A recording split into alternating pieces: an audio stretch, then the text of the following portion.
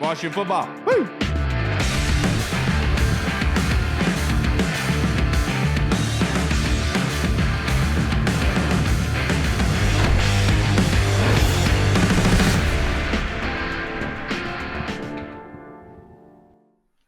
Hello, everybody, and welcome to the Burgundy Zone. I am your host, Kyle. I am joined by my co-host, Hall. Reed might pop his head in here a little bit later, not really sure about that. But the title of tonight's episode is The Waiting Game, waiting up until the draft. So we thought we'd bring in one of the best evaluators, analysts of the NFL draft, friend of the show, Mr. Thor Nystrom and his hammer. How are you doing on this Sunday, Thor? I'm doing well. How are you boys doing? Doing fantastic, man. Can't complain. The draft can't come soon enough, man. This is like the lull, gray period in between, and we're all just biting at the bit to be able to see what kind of weapons were being brought in here. But the first one I wanted to ask you, in regards to Washington, them selecting at 29, back into the draft, a year removed from picking in the second overall, now at 29, which is crazy to all of us. But at 29, if you had to pick between wide receiver or D-end, what would you think is probably going to be the best bet for Washington? The favorite outcome by far is the edge defender. Okay. I think it's gonna depend on the edge defender that falls there. Now that's an obvious comment, but the non-obvious comment that is topical to Washington, I think you guys know this. They want a two-way edge defender. A lot of teams, it's like, oh man, if we can get that high octane pass rusher, don't care as much about the run defense. In this situation, that is inverted. Washington, as you guys know, desperately wants to improve their leaky run defense, and they have targeted that position as one means of doing so. So I do not think that they will be interested in the one-trick pony type edge rusher, right? Like, for instance, one scenario that absolutely could happen. James Pierce, a guy who a year ago with those two early mock drafts was in the top 5 overall, top 3 overall in a lot of them. There is absolutely that scenario that he could fall to the end of the first, maybe even the very top of the second round, but that he would be available to Washington. I do not believe that the Commanders would take James Pierce. Now, the more that I've heard about their situation, I think that the run defense thing is way up there on the priority for what they're looking for at that position. Yeah, definitely. So with that being said, who are some defensive ends in your mind that kind of fit the mold that Dan Quinn and Joe Witt kind of want to bring in and install into this defense? That could be there at 29 or maybe even 61 as well. Shamar Stewart, and Shamar Stewart. That's I think that is the perfect, the best case scenario. That would be like the manna falling from heaven for Washington. And I think it's a possibility. Shamar Stewart came into this process seen as a round 2 guy. And then after the Senior Bowl, then it was like, all right, he's probably going to go in the first. Then it was after the combine, is this guy a top 10 guy? And now you've started to see that a little bit simmer off and now sort of settling probably in the second half of the first round. But I do think there is a possibility that he could fall to the end of the first round. There's going to be multiple of those edge defenders that do.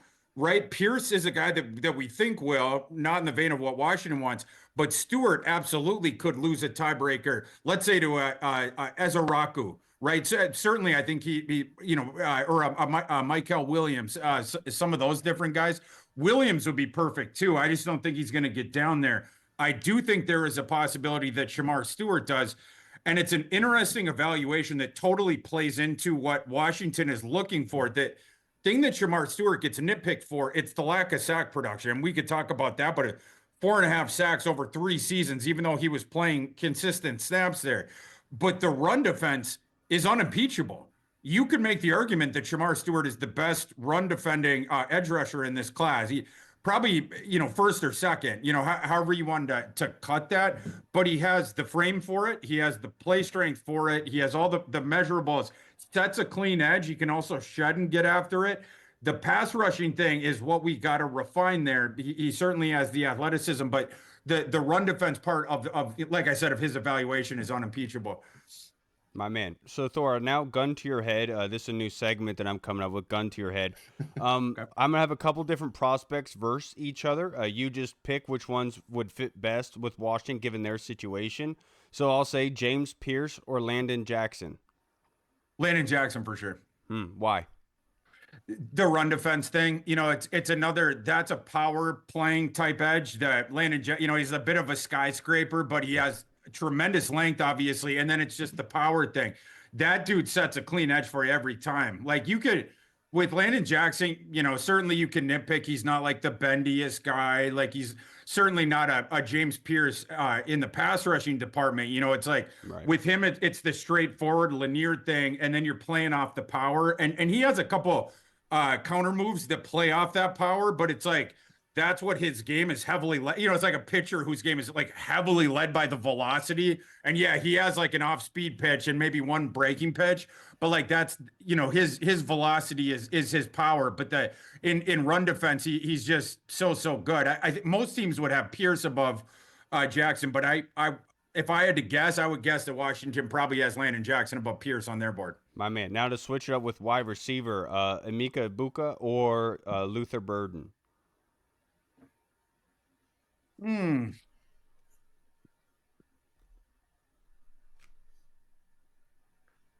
Maybe Egbuka in their situation. That one's interesting because it's more of the philosophy thing, Right.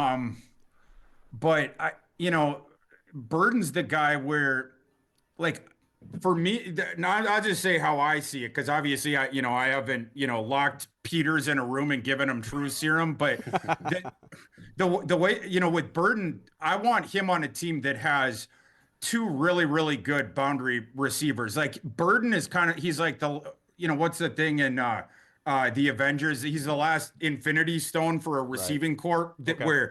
where they, if you already had the good boundary receivers, because the better the boundary receivers are and the more that they can win downfield, the more that they scare the defense downfield.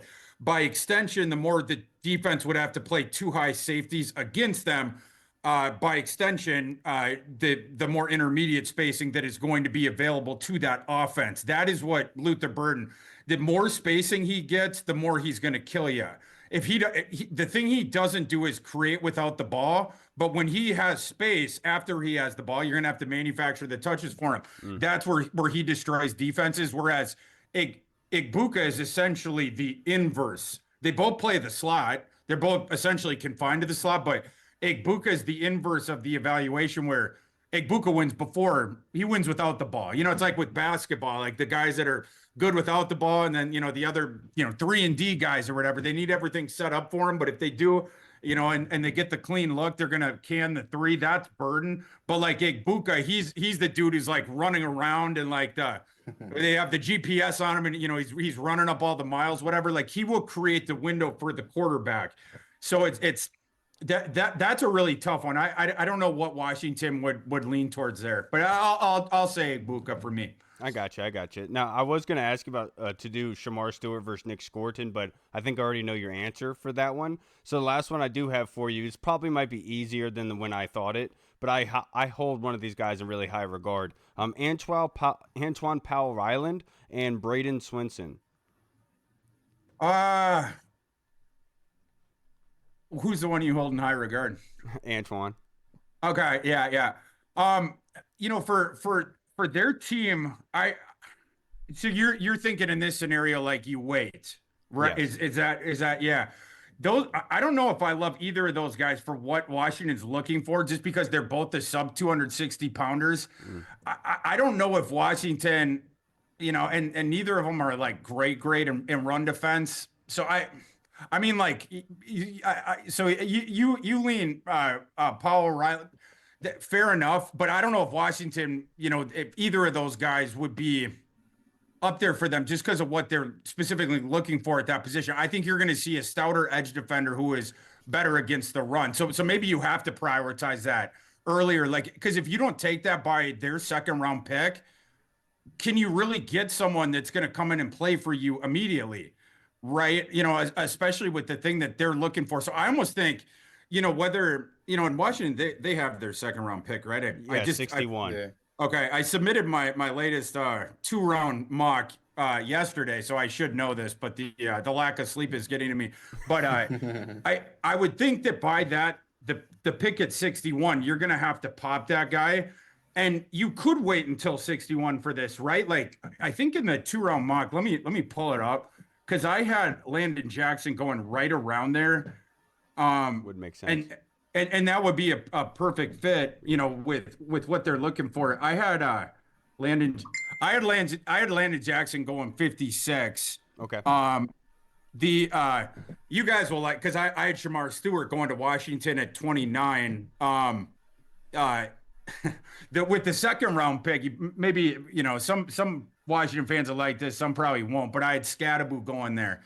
The John Riggins clone. But the reason why, look, I love Braden Swinson as well. Just the violence that his hands that he uses, I absolutely love it. My family is just huge Virginia Tech fans, so that's why I have to give the nod to Antoine Powell-Ryland. That's the only reason. No, he's good. I just think like with what Washington's looking for, I think it's going to be that power playing 270 plus power edge that they know will set that clean edge for the.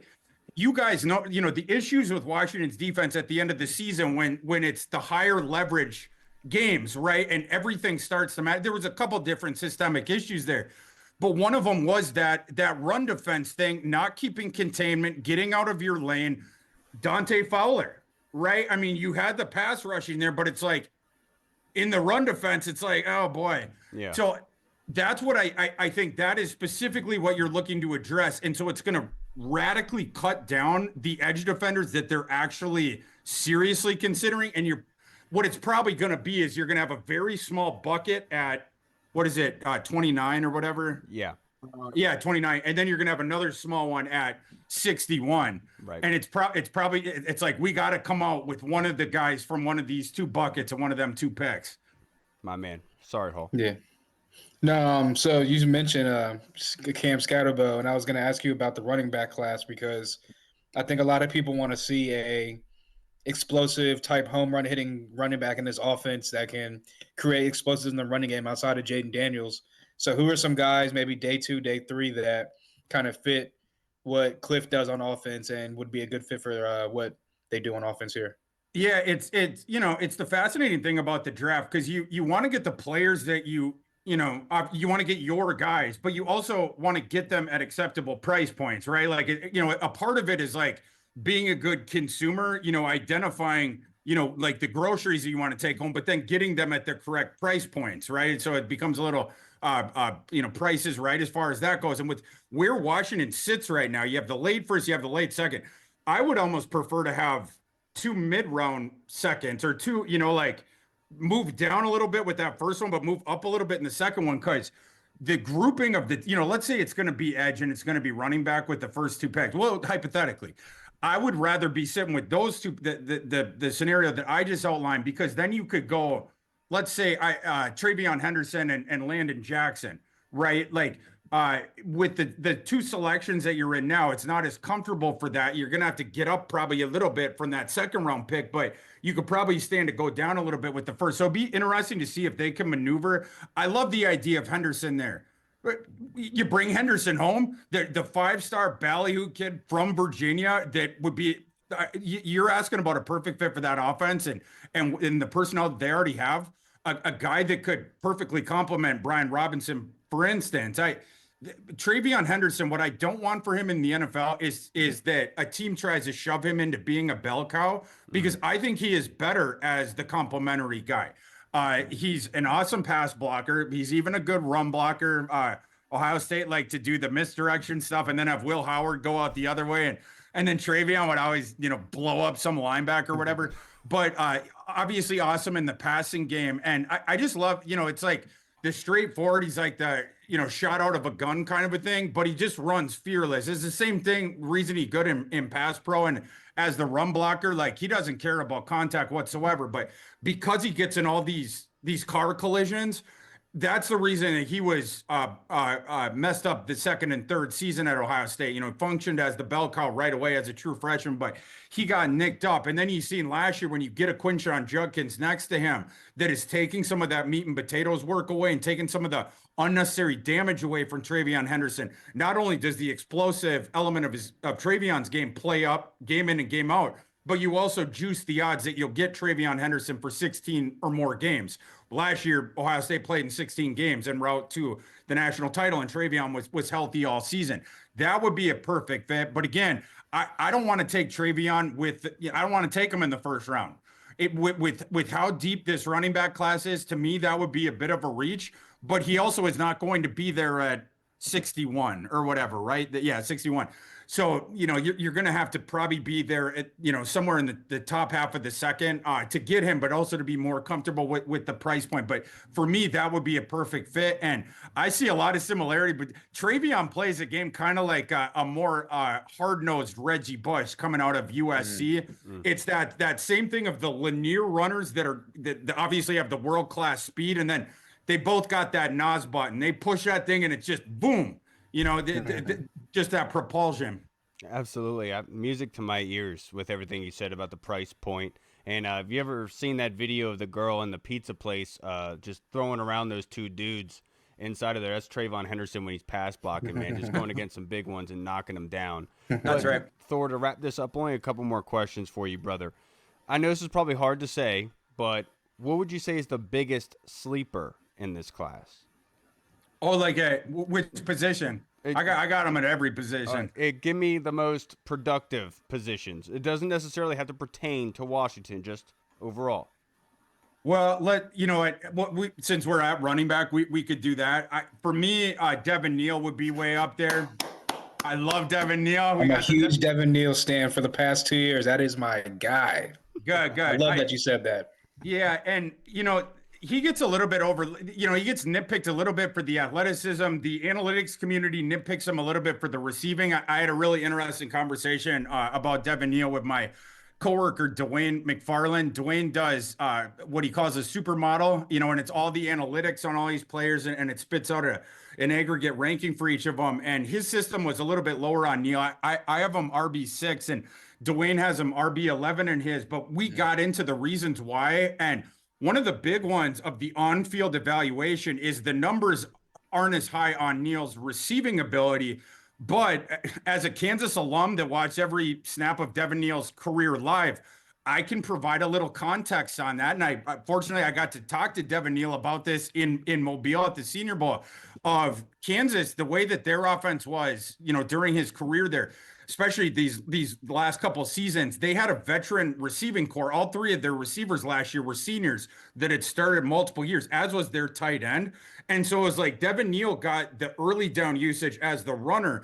On the passing downs, when he stayed, a lot of times they get him off the field there. They bring in this other back, Daniel Highshot. But when they would keep Neal on the field, it would mostly be, it would be like a glorified rest rep for him, where it'd be like the check down guy, right? So he was like the last resort. Well, then when you get chucked the ball there, first of all, it's by necessity, and then you're very rarely in a good position to run after the catch. Right. My supposition of Devin Neal was always that this guy, you let him run routes beyond the line of scrimmage, he's going to break people's ankles. Yeah. His feet are so good and so sudden. But he didn't get sent on many of them routes. I mean, look at the A-Dot will tell the story on that, his career routes run. That was my supposition. We had seen briefly in college, the few times we got to see him running past line of scrimmage. It's like, I want to see more of that. And in Mobile, in the one-on-ones, he was breaking ankles out there. It's like, yeah, why didn't we get to see more of this in college? It was just the constitution of their offense. And he was being used as a receiver in college, not too dissimilarly to the way that Omarion Hampton, Caleb Johnson, a couple of those bigger backs were. But those guys, they have to be used that way because they don't have that suddenness in space where they can break the ankles of the defenders. Devin Neal does, and Devin Neal is a 220-pound back. So that's my thing with Devin Neal is you don't see every single process. You don't see 220-pounders with feet as good as his are. and that obviously helps him as a runner. And then I think that again, the part of his game that plays up at the next level, I believe, will be the receiving. There is big time dormant potential there that just wasn't explored because of the way that his college ran its offense. Absolutely love it. My next question for you, sir, but I wanted to ask you about the tight ends because you just produced one, I think, last week or the week before. And I wanted to ask you about Colston Loveland and Tyler Warren and how much of a separation there is there. And do you think that both guys will go in the first? Yeah, for sure. Yeah. I think both are going to go in the top 20. In fact, I'll say 22 as the slightest bit of hedge, because if Loveland somehow gets through the wickets, gets through Denver, Jim Harbaugh I think is going to be reuniting with Colston Loveland at 22. But yes, they'll both go in the first round. There is a separation between the two because that's one of the better prospects we've seen come out at that position over the last decade. He's an interesting prospect where I comped Warren to Jeremy Shockey because as a receiver, that's what he'll evoke for you down the field, right? But he's sort of in the size, the frame stuff, but he's like a mishmash of that, and then there's some Brock Bowers there, right? I mean, like all the different stuff we saw with Bowers, shifting into the backfield, the end arounds, those shovel passes, it'd be like the brief delay, and then he sort of sneaks by in the center. He gets a little shovel pass, that sort of stuff. As the runner, with Warren, we got to see him as a Wildcat quarterback. He was just a tremendous runner. I think he averaged like 8.5 yards per carry last year, like on a bunch of usage like that. So you get the manufactured usage for him. You get the short area hammer guy, and then he can also win downfield, even though he has the one sort of nitpick with his body type and athletic profile. He's got a little bit shorter arms. I never saw that affect him as a receiver because he's really good down the field, both positioning his body, like he's just very wide, and he will pin that defender to his back.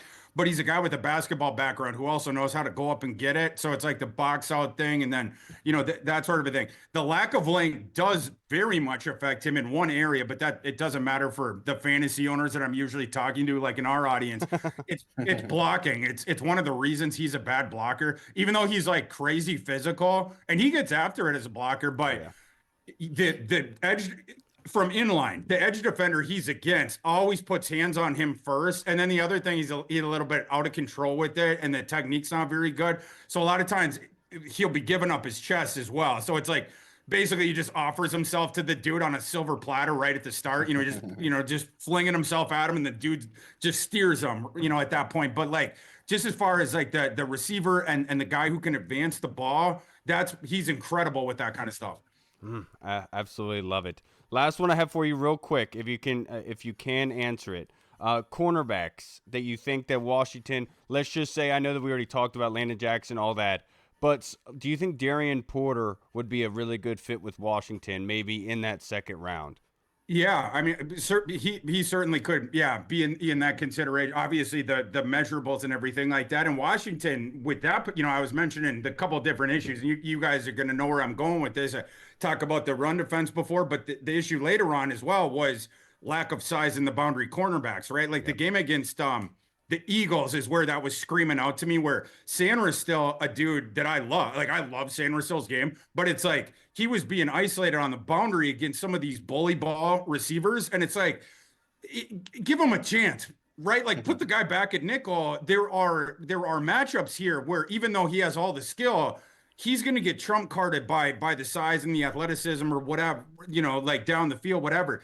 So we got to get him back inside, need the boundary corner. Washington, the things that you could do, you can get in this class, you can get a day 2 discount on injured guys if you feel good about your medical team's read on him. Ravel would be the guy in round 2.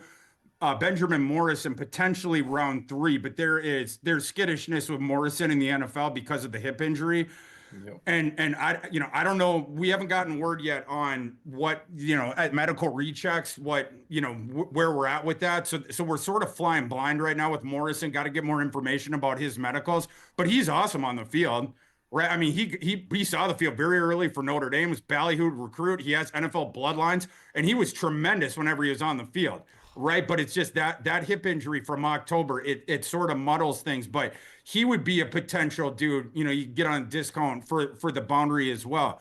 Because if you're not going to take one in round one, and I probably wouldn't with where they're sitting, unless Jade Barron falls down there. But Barron, he's on the shorter side too. He can play the boundary. He was very good on the boundary for Texas last year. But yeah, I'd probably be looking at one of these other dudes, maybe Maxwell Hairston. But that's one you'd have to take in the first round as well. So otherwise, you're going to be going on a discount for some of those other dudes. But yeah, the boundary corner thing needs to be addressed by Washington, so that also you can improve the other position by kicking the guy back to where he should be playing. Absolutely. Thor, it's funny because Ben Morrison, the one thing that jumps out to you is smoothness in the hips and his Yeah. transition from his back pedal to running full speed. And it's absolutely amazing because you see the first round grade on him, but the fact that it is the hip, really pauses things for a little bit, and which sucks for him because he's going to really puts out that he's going to be a quality pro. But Thor, before you get out of here, I'd like to plug your social media handle and your show just in case anyone watching hasn't followed you yet, even though they probably do not exist at this point. Yeah, you can find me on Twitter at ThorKU, and then all of our draft stuff at Matthew Berry's Fantasy Life. So the last couple position for me is the back end of the defense. Linebackers going out, they'll be publishing tomorrow, and then corners and safeties right after that. And a week from Thursday is my favorite day of every year. That is the day that my 500 board with 500 player comps drops. So check that out on Fantasy Life a week from Thursday. My man. Thor, have a great Sunday, sir. I really appreciate you for extending a little bit Appreciate of it, time man. for us, man. Of course, appreciate you boys. Thanks, Thor. Have a good day.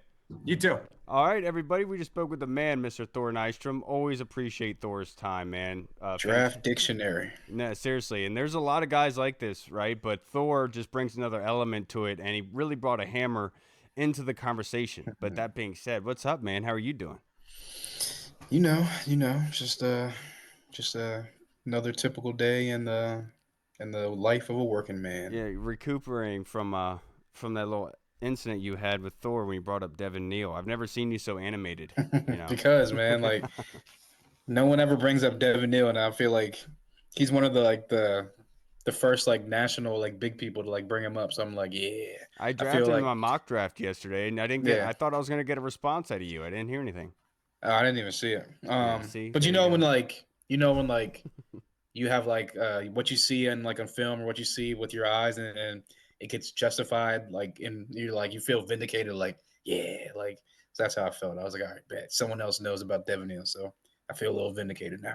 Yeah, and what he talked about with Trayvon Henderson is absolutely correct, dude. That guy is definitely a separator and is able to knock some guys down on their butts in the backfield. And that's the one thing I've been saying is, look, I love what they were able to do with the ball in their hands, but when they got a pass block, which could be the difference of the game, got to make sure you could do it on that end. And Trayvon Henderson obviously fits the bill there.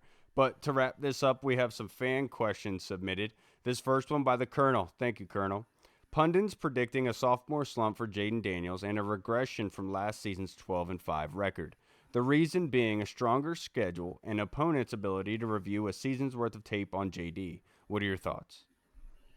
Yeah, I know that's the common theme that's been put out there, especially with the whole CJ Stroud thing. Where, and again, I know the eye test, and if you really watch the Texans, yes, he did not really play like he did last year. He did not live up to what he was projected to build off of, coming off of last year. But you also got to look at the Texans offensive line was absolutely dog.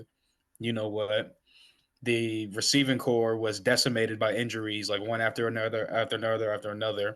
But at the end of the day, the results of his season were kind of still the same, where he got to 10-6, I believe their record was, got to the second round of the playoffs and lost. So he just didn't live up to what he wanted to put on the field, and also kind of what the media, the expectations the media put on him. So a lot of people are just kind of projecting that and putting that on Jaden Daniels. But at the end of the day, is it possible that his numbers regress a little bit? Yes. Is it possible that they don't go 12-5? Yes. And would you call that regression? I guess technically you could, but I think that I don't think he's going to have a regression as far as the eye test. You'll still see him making throws, making plays. And I think that, defenses will have more film on him, more time to prepare or whatnot. But I would also counter that he will have also that same amount of time to prepare and counter these defenses with his VR set. And I think it goes back to also what Marcus Mariota said last year, where he said that defenses were kind of scrapping the scouting plan and kind of throwing new things at him because he was just so quick to read out what the defenses were doing to him pre-snap, post-snap, and going back to the sideline, making his own adjustments with Cliff, and then going back on the field and dominating. So I think that, I think, is it possible? Yes, but would I bet on it? I'd say no. Yeah, my thoughts on it are people are gonna talk. You know, it is what it is. Um, it didn't really matter to me because at this point they just need to talk about something. And obviously, everyone would continue to bring up the C.J. Stroud season and replicating. Even us on here talked about Jaden kind of doing that in his rookie year, right? And he did it. So obviously, they're gonna be married at the hip, which is unfortunate for both guys because they have their own careers. But what I'll say from an organizational standpoint, Washington has divulged a lot of assets into the trenches and being able to build up those trenches. You can't necessarily say the same thing about Houston because Houston much more was wanting to put more assets and weapons to the outside and weapons in the backfield, right? They went and got Joe Mixon.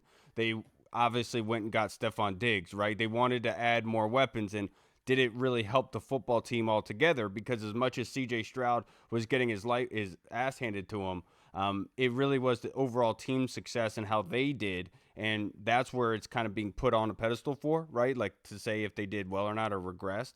So with Washington, I'll say that Washington is in a better position to not do that because of where they have divulged those assets into. Obviously, the Texans have done their own thing, but I think with Washington, you're in a much better situation. With that being said, and I think that people are just going to talk, man. Let them. And that's why we have Jaden Daniels. He's got a fire under him, and obviously doing better than CJ Stroud was something he really set out to do before the season. And I would imagine he's going to go in with that same outlook into year two regarding CJ Stroud to say, I want to do better than that, right? And that's what I've been saying all season long is just team success will blossom into individual success, i.e. rookie of the year, when it all about was winning football games, not just stat lines. Now the next question from the Colonel Hall. Ben Sinnott and Luke McCaffrey both described as having disappointing rookie seasons. I don't know how anyone can reach that conclusion given their limited playing time and targets. Unfair criticism being judged against the likes of fellow rookies Jaden Daniels and Mikey Samerstill. Um, I can see why people would say that, or you could compare them, and because all those guys were top 3 round picks, first, second, and third round picks. So, and especially if you're a top 3 round pick, you're kind of they just kind of assume that at some point in time you're going to get on the field, be able to help your team out during the season and whatnot. And yeah, I would definitely say that people's expectations for Luke McCaffrey and Ben Sinnott, based off of just like people's people how that people talk about him post pre-draft and post-draft, what they saw in the preseason. And I always said that yes, like they definitely flashed in the preseason, but those are also against guys that probably weren't going to be on the team or be on the practice squad or whatever it might have been come September.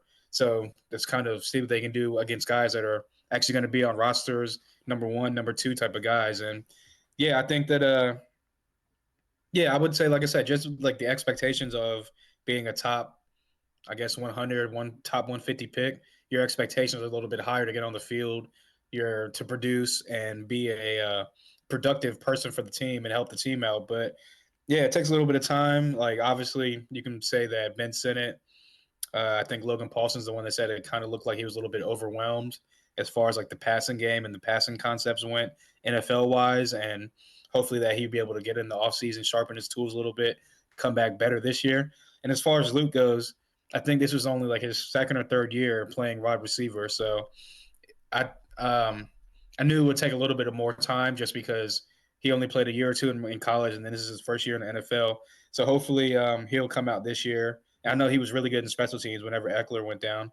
So, but you don't want your top 150 pick to be just a return guy. You know, you want him to contribute on offense. So, yeah, hopefully year two in the offense, consistency with the coaching staff, consistency with Jaden Daniels, with Cliff Kingsbury as well. Like I said, the coaching staff, and hopefully they'll be able to be a little bit more productive in 2025. I'm not going to say it's unfair. I think it's just truly like you have to look at it from Washington fans' perspective. They're always going to be hard on guys. We've known that from for a long time, especially if you were So drafted what by the happens when you have years of guys that are drafted and flame out? Like yeah, like your patience gets like real thin when you're like, oh, he didn't produce, get him out of here. yeah, but it's funny because if you were drafted by Ron Rivera, the worst thing ever. But apparently, if Jay Gruden was in the building, then he's the talent evaluator. But look, all I'll say it's a good thing, Colonel, because at the end of the day, with Luke McCaffrey, with a depleted wide receiver room last year, you could say to an extent that he had to earn his reps. Just because you're drafted by this regime doesn't mean that you're going to get on the field, right? You have to earn those. And the same thing with Ben Sinnott. Ben Sinnott had to earn those. Obviously, it being much more crowded in the tight end room, you got to be able to really push the envelope to really say to Cliff Kingsbury, I'm going to insert you here because of what you're doing and the work you're putting in. I can't not use you. And that's the same thing with Luke McCaffrey. So I think with those two guys, is this better be kind of a real motivation, a kick in their rear end to put them into working mode. And I think Luke in particular needs to get a little bit thicker. I think Ben Sinnott needs to work on his technique and how he's able to go out there and inline block. Being able to use out momentum is awesome. You want to be able to see that more, but you can't have that your whole offense based around moving Ben Sinnott to block, right? You got to be able to be on the line so he could confuse defenses. But for both of those guys, I don't think it's unfair criticism. And obviously, Mikey Sammerstill and Jaden Daniels, they both had to earn that right to play, right? They both had to go out there and show that not only can you play slot, you could play outside. And Jaden Daniels had to work against Marcus Mariota. And as much as we all want to say, look, it was his job anyway, we understand that. But at the end of the day, he still had to earn it. He still had to be that leader and earn those abilities and those reps. Nothing is given with this regime, and that's what I love about it. Yeah, and the same thing with Johnny Newton. It wasn't like Johnny Newton came back, was immediately inserted. He had to work himself back from that injury and show that he could be on the field, right? Now, let's get into some fan questions that were... Oh, this one was submitted on Twitter by our guy, Tony Franchise Hall. That you'll love this one. How good does it feel to be in draft season and not have to worry about finding a quarterback? Also, what does Jaden need to improve on to take the next step in his career as a quarterback? Yeah, I was saying on Twitter a couple times in the past like couple weeks where I was turn on the radio or whatever it may be, and like obviously Ovechkin is just broke the record today. Congrats to him. But and that was important. I know baseball season was ramping up and all that type of stuff, but like just years past, obviously it was much more different circumstances because we needed a quarterback. It was always ridiculousness going on with the coaching staff or upstairs with the owner or whatever. So there was always storylines. There was always football stuff to talk about. So I know we've wanted this for a very, very long time, but there was like very, very, very minimal draft talk on the radios the past couple of weeks because we're picking in the last 4 or 5 picks of the draft, and as you just said, we don't need a quarterback. So there's not a lot of draft buzz about the team because it's like, oh, they're not a top 10 pick and they don't need a quarterback. So what can we really talk about with, what I'm saying, as far as storylines go? So, yeah, no low hanging fruit for the team and for the radio people and everyone to talk about. So, yeah, it's been a good thing. I know they're starting to ramp a little bit up now because, JP and B Mitch be talking about it a lot. But yeah, long story short, it feels good. It feels great that we're in this position. We're going to have some continuity for the first time. And since I can remember, honestly, probably since like Kirk Cousins, where we have a back-to-back starting quarterback coming in here. So, yeah, feels good. And then as far as what was the second half of the question? Oh, dang it. You're going to make me click this up. I'm already thinking of my answer. What does Jade need to do to improve on? Improvement. Yeah.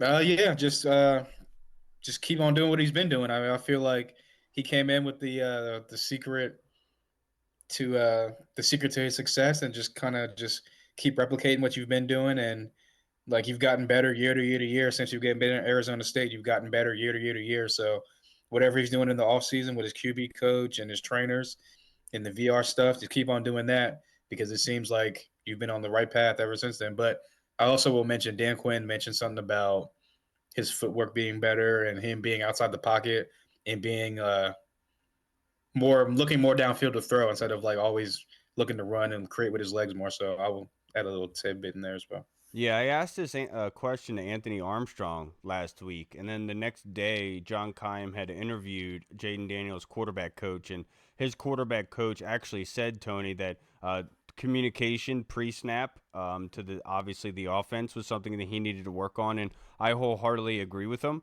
I'll still say it has to do with getting down. Being able to get away from contact as much as we want to talk about how great his legs were, and they were obviously the huge difference maker. It's why he was a game changer, along with what he did as a quarterback. Because he was so smart when he did use his legs, it literally bludgeoned a defense because of what they had to dedicate towards. And so I think in this regard, it's being able to make sure you're not getting hit as much as you were. And look, that one injury that he did have, that's something that he couldn't really avoid, to be honest with you. But like that's one of those things where like you got to be able to have eyes in the back of your head just to get down. You ripped off a 40-yard run, just get down. You know what I mean? But like you can't really fault the kid for that. But all I'll say is maybe you should put the headset on all Madden just to be able to get it going a little bit more. But to answer your first question, what does it feel like? Because with Washington, we've never had a franchise quarterback. Like even going back, people are gonna say Joe Theismann, but like I get it, but they won one Super Bowl. It wasn't like they were a franchise quarterback that really changed the league, right? And like was a sustainable starter for so many years, right? You can make the argument for Joe, but just saying overall, this is a first for Washington. So what does it feel like? It feels like the first my wife and I's honeymoon when we went to Cancun, Playa del Carmen, and all inclusive resort, and they had a foam party at the pool and just walking around like foam, DJ going, foam everywhere. They handing out shot glasses, like the waitresses coming up giving you shot glasses. And I'll never forget that day because I filled up the toilet that night. But what I'll say is like it definitely feels like that right now because we're just sitting here partying, enjoying, literally being able to enjoy the draft process without worrying about quarterback. And it's awesome to have that. So it's almost like being at an all-inclusive resort down in the paradise and enjoying free drinks and stuff. Because, like, honestly, so many years we've gone by, we're arguing about Trey Lance. We're arguing about these other guys. It's like there's Arguing about Sam Howell. right. Like we're not worrying about that this year, right? All we're worrying about is, okay, well, how do we beat Philly? And that's probably the best thing ever for this Washington fan base, to be honest. Now the next question that we have is from the Discord. And this one it was submitted by, I can't find it. And where this is from Deluxe. Ovi broke a record that was once considered to be unattainable. Is there a record in the NFL that could be regarded as unattainable? Two come to mind for me. I don't think Strahan's you could really say is unattainable. I do think that's attainable. I'll say that the rushing record, even though I know Saquon got close this year, and I know there's a 17th game added now, but I just feel like there's no there's still like the top like elite guys, like I just mentioned Saquon, Derrick Henry still up there as like one of the top guys, but I don't think there's like those elite top guys anymore there. And then Philly, I mean, they gave the ball to Saquon like 50+% of the game, like for their offensive touches. So I don't think there's going to be a guy that's going to be able to just not only replicate the season that Saquon just had, but also be better than Saquon because he could have broke it if he played against the Giants probably in week 17 or 18.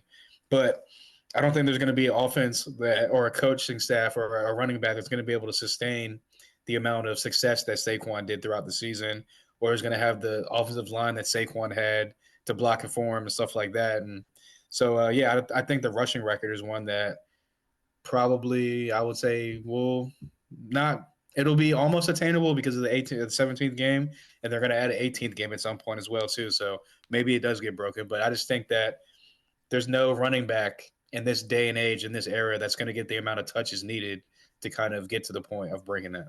Yeah, I like to think outside the box a little bit, and obviously all those with the 18th game, it's going to be able to be more attainable, and there's always going to be that asterisk with having more games played. But the one I'll say is Brett Favre's starting games record, consecutive games.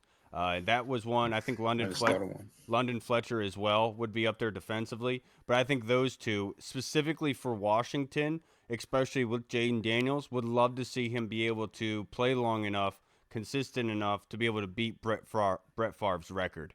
And that's something I would really love to be able to see somebody do because it's hard to do. To play in the NFL, like you've heard Ray Lewis describe it as being hit by a bus on a weekly basis, right? And so that's something that you have to say it's going to take a lot. And at this point, Jaden Daniels has started every game, right? It's just he got taken out, some of them because of an injury, but kept starting after that. And then the Cowboys game he started, Mariota took over. So you could easily say it's going to continue to happen, being able to play. So it wasn't like it was completely taken out. Now, I'll say another one I just looked up because I just popped in my head as you were talking. Brandon Marshall, most catches in a single game is 21. Now, I know people get 15, 16, 17 plus catches sometimes in some games, but I think that's another one that where eventually like coaches are getting smart where game load management and stuff like that. So like once the score gets out of hand, you saw what does this year. We start blowing teams out. They start sitting guys. They sit Jaden Daniels. They sit their guys, that guy, this guy, that guy. So I think that's another one that I think guys are going to get closer to like 17, 18, 19 plus catches. I don't think they'll ever eclipse 21 because, I mean, honestly, 21 catches in a game is like just kind of ridiculous in itself. Yeah, even with Devontae Adams being on with Aaron Rodgers, you would say those two probably be up there. But Right.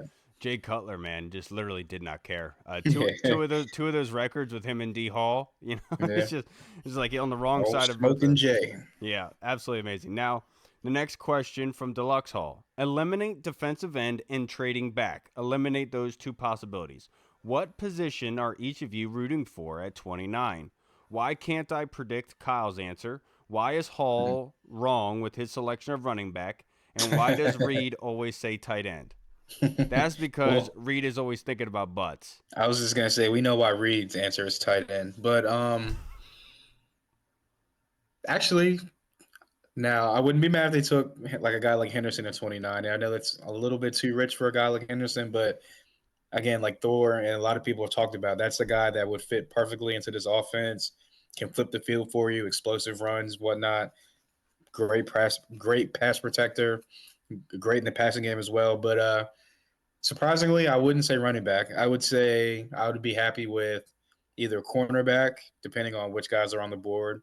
We talked about value earlier in the podcast, or I would be happy with a wide receiver. If a wide receiver dropped like maybe Ibuku for probably say his name wrong, from Ohio State, or whatever wide receiver is there at 29 that they feel the value is worth it and maybe it dropped a little bit. My man, can you do me a favor? Can you look up Jack Jones from the Raiders real quick while I answer this? Yeah. So eliminate defensive end and trade back. What position are each of you rooting for at 29? I think that's where you could really you could say offensive line or wide receiver, and honestly, even off of that safety as well and corner, right? Because looking at offensive line, can you guarantee that that offensive line production is going to be there in the second or possibly fifth, right? Because you're not trading back. You're simply going at 29. And so looking at that, you're going to say, well, that offensive line production could very well be there at 29. I'm not like a favorite idea of that, but I understand being able to beat Philly. That's something you would absolutely love. But the safety class, that's something that we're at the top end. You're really looking to add somebody, a thumper, a general, being able to say for the long term, being able to say this is somebody like a Cam Chancellor-esque type of guy. Obviously, Nicky Manwari comes to mind. As much as Nicky Manwari, his big weakness is deep field defense, but the guy is a thumper, being able to come up. That speed, that athleticism is obviously there.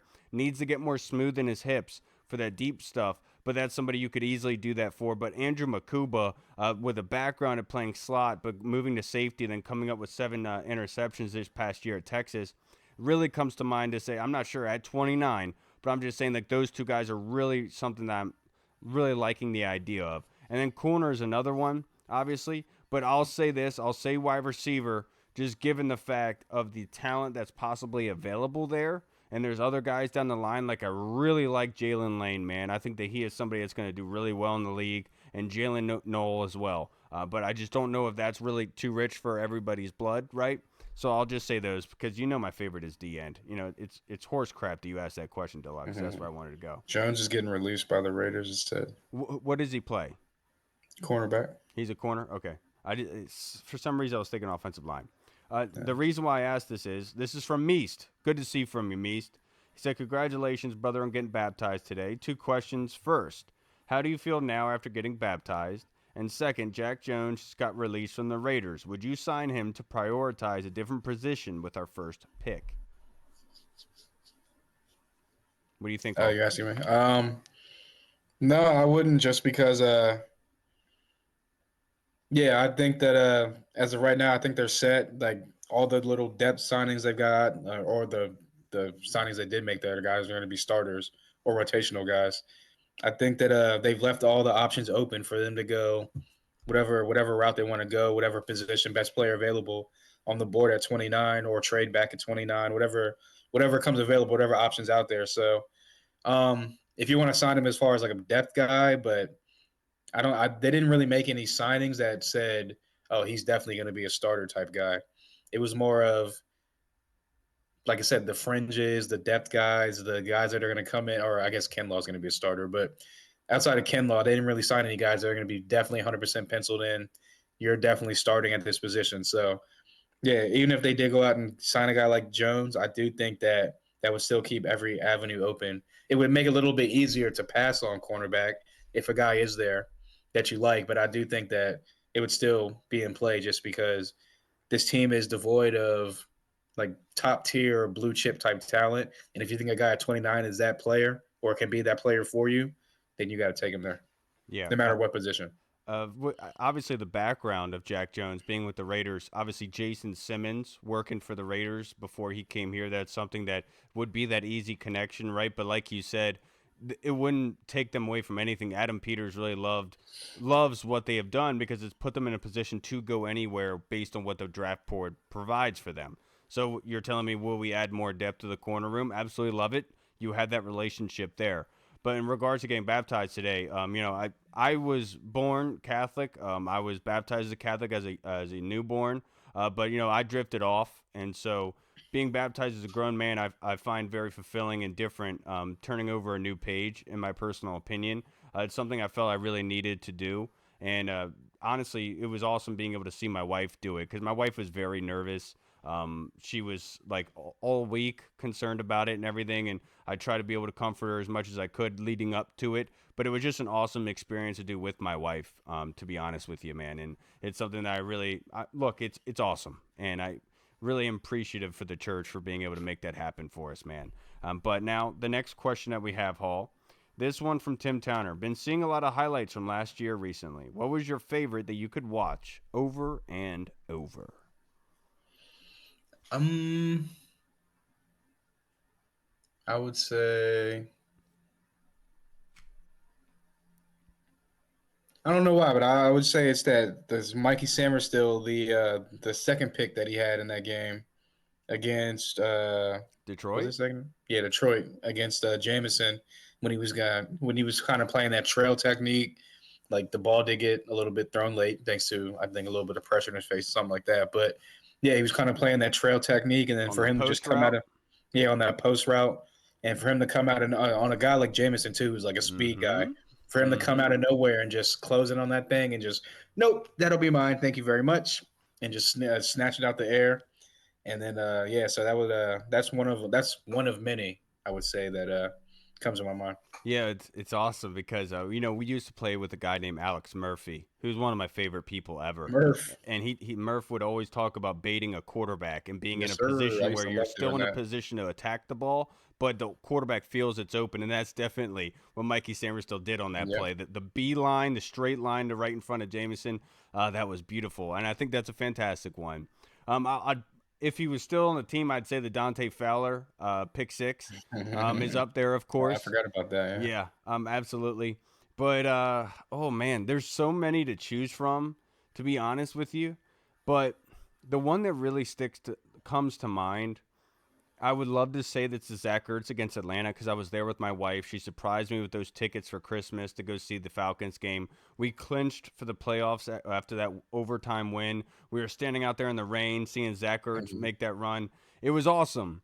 But if I'm being brutally honest with you, it's it's a Terry McLaurin touchdown to versus Dallas at the end of the game, with Yeah. Marcus Mariota throwing him that ball. And the only reason I say that is just because, like, after like Ben Standig had put out that survey, asking everyone to vote on what was the Redskins' best pound for pound best draft pick in the 2019 draft. And the day after that draft, I had, because he didn't include Terry McLaurin in that little graph, I quote tweeted it, said Terry McLaurin. Like, and I'm Hall will tell you, I have been yelling about Terry McLaurin being a top 5 wide receiver for many years. And my one argument has always been he hasn't had a quarterback to help him prove his point on who he is and what he's capable of. Well, you saw that this year with Jaden Daniels. And with Terry McLaurin, it's so funny because, like, he's had, that kind of subpar quarterbacking throughout his career, continued to produce 1,000-yard seasons. But even in his best year with Jaden Daniels, Marcus Mariota comes in that Cowboys game, and Terry goes over top to secure that ball to win us that football game. Yeah. And I think for somebody like Terry that was in for this football team, it just really proved where we were. And as much as I would like to see more separation, that is one highlight that I'll always remember. And because that guy, he freaking deserves it, man. He really, truly does. And this football team, everyone involved deserved to be able to see what happened this year. And I think that ending the season on multiple game-winning plays is not something that we're very used to. It's usually the other side of the way of the coin. But it's just going to show that Terry McLaurin is like a rock, man. He's like a lighthouse. He's always going to be there for you, doing well for you. Now, the next question that we have, Hall, this one was submitted by Andy Lockhart. What name would you want Scott Hartley to announce at the draft? And they have the 1 Point Safety Show. They're UK boys. Scott Hartley was picked to announce as a UK Fan of the Year, was picked to announce one of the late draft picks for Washington in this upcoming draft.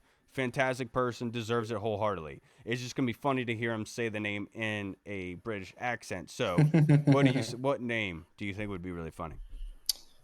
I hope we get like a guy with like a ridiculously hard like name, so he just like it just comes off like I hope he nails it and says it correctly.